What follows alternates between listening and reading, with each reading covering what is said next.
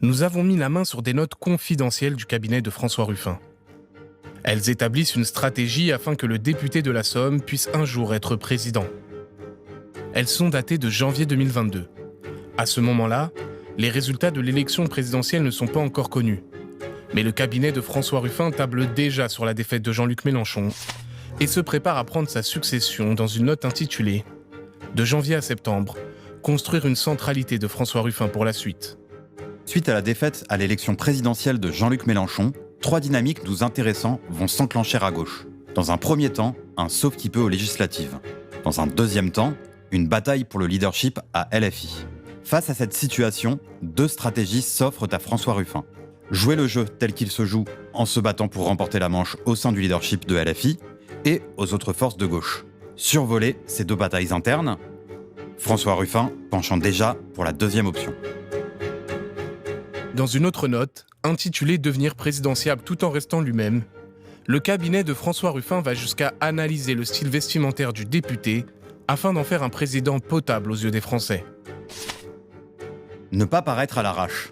Abandonner pantalon de couleur, déjà destroy, se tenir droit, être bien rasé, bien coiffé en permanence. Sur le terrain et dans les médias de gauche, chemise, pull, veste en cuir, jean, chaussures intermédiaires. Attention à ne pas faire bobo. Jeudi, il faut être en grève.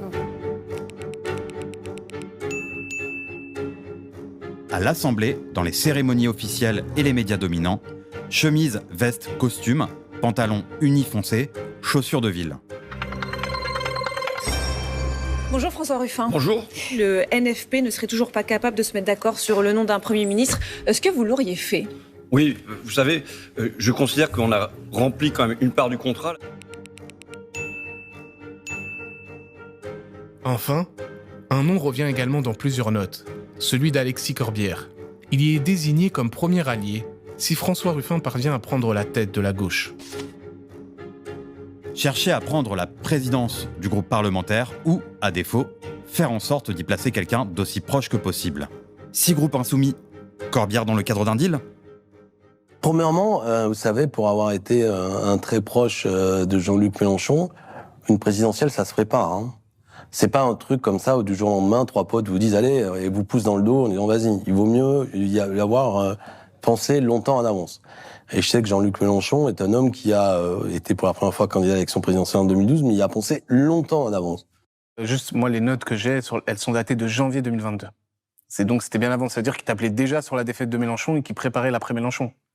Ouais, enfin là, comme vous me parlez de choses, moi à ce moment-là, je suis pas du tout dans cette histoire et je pense qu'il faut tout faire pour mener la campagne de Jean-Luc Mélenchon. J'ai fait je ne sais trop combien de meetings présidentiels de Jean-Luc Mélenchon et en plus c'est une campagne qui s'accélère beaucoup à la fin.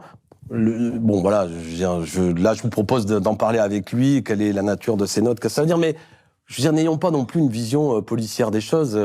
Je crois pas, enfin, je vous fais confiance, mais que François Ruffin se soit dit je souhaite la victoire de Macron ou la défaite de Mélenchon. Il a pu analyser des choses qu'il voyait. Donc il faut avoir la capacité de pouvoir entendre qu'il y a une stratégie qui, objectivement, c'est pas faire reproche à Jean-Luc, il n'a pas été au second tour de l'élection présidentielle. I swear I could hear you dreaming, and the dream it could be really could come true.